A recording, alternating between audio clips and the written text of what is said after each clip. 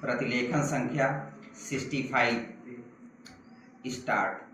अध्यक्ष महोदय, सूचना मंत्रालय एक ऐसा मंत्रालय है जिसके कामों के संबंध में यह कहा जा सकता है कि बहुत कम आलोचना की गुंजाइश है।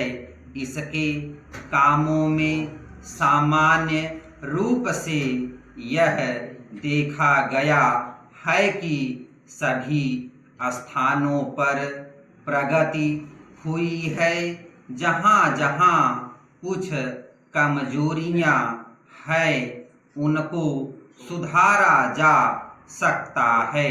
इसलिए सबसे पहले मैं आकाशवाणी के संबंध में कुछ कहना चाहता हूँ। यह बात सच है कि आकाशवाणी में परिस्थितियों के अनुकूल अपने को परिवर्तित किया है।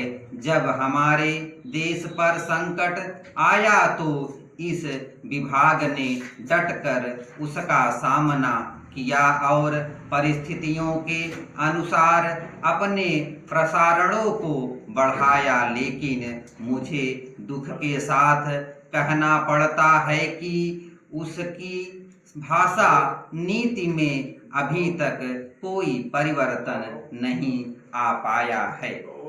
इस मंत्रालय का एक महत्वपूर्ण विभाग पत्र सूचना कार्यालय है, जिसके द्वारा सभी सरकारी सूचनाएं अखबारों के द्वारा जनता तक पहुंचती है।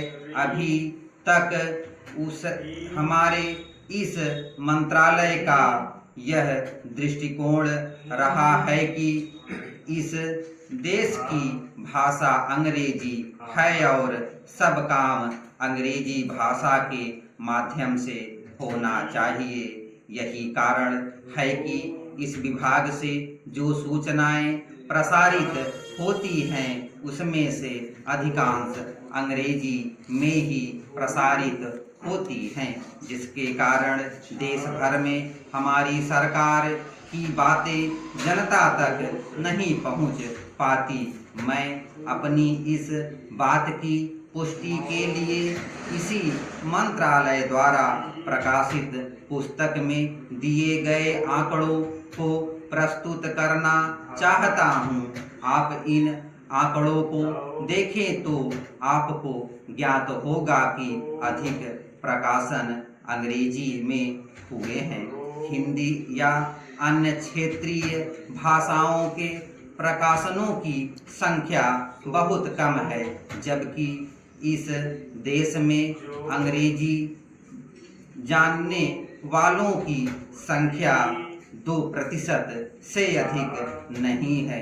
अन्य भाषाओं के जानने वालों की संख्या इस देश में 84 करोड़ है। इस दृष्टि से आवश्यकता इस बात की है कि हम अपना सारा काम अपनी भाषाओं के माध्यम से करें। अभी कई माननीय सदस्यों ने अपने विचार व्यक्त करते हुए कहा कि 1965 से हमारे देश की मुख्य भाषा हिंदी हो गई है और अंग्रेजी केवल सहभाषा के रूप में है।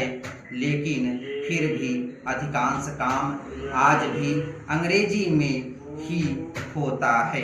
मैं चाहता हूं कि आप ऐसे कदम उठाएं कि देश भर में हिंदी के माध्यम के द्वारा यह कार्य सुचारू रूप से चलने लगे।